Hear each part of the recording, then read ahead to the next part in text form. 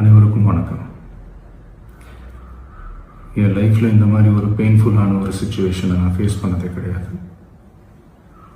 மனசு முழுக்க வலி வலி மட்டும்தான்.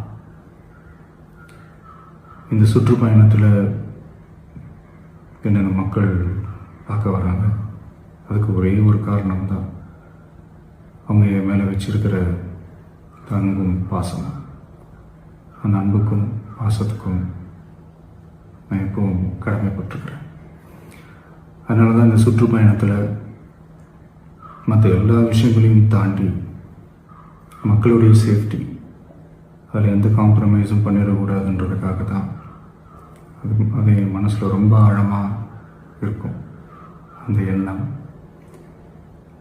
அதனால தான் இந்த அரசியல் காரணங்கள் எல்லாத்தையும் தவிர்த்துட்டு ஒதுக்கி வச்சுட்டு மக்களுடைய சேஃப்டி மட்டும் மைண்டில் வச்சுக்கிட்டு அதுக்கான இடங்களை சூஸ் பண்ணுறது, அதுக்கான இடங்களை பார்த்து பெர்மிஷன் கேட்குறது, போலீஸ் டிபார்ட்மெண்ட்டில் அதை ரிக்வெஸ்ட் பண்ணி கேட்போம். ஆனால்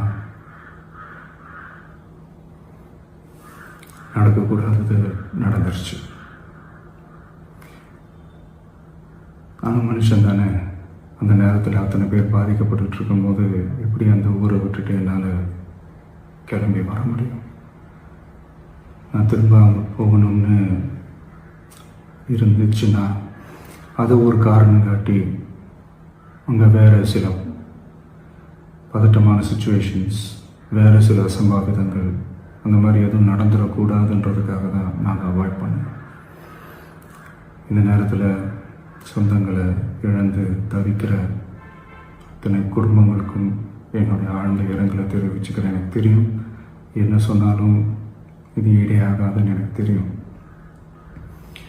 ஹாஸ்பிட்டலில் ட்ரீட் பண்ணிகிட்ருக்கிற எல்லாருமே சீக்கிரமாக க்யூர் ஆகி வரணுன்றதை இந்த நேரத்தில் நான் வேண்டிக்கிறேன். கூடிய சீக்கிரமே உங்கள் எல்லாரையும் நான் சந்திக்கிறேன். இந்த நேரத்தில் எங்களுடைய வலிகளை, எங்களுடைய நிலைமையை புரிஞ்சுக்கிட்டு எங்களுக்காக பேசின அரசியல் கட்சிகளை சார்ந்த நண்பர்கள், தலைவர்கள் அனைவருக்கும் என்னுடைய நன்றியை தெரிவிச்சுக்கிறேன். கிட்டத்தட்ட ஒரு 5 மாவட்டத்துக்கு பிரச்சாரத்துக்கு போனோம். இந்த மாதிரி எதுவுமே நடக்கல. ஆனால் கரூரில் மட்டும் ஏன் எப்படி நடக்குது, எப்படி நடக்குது?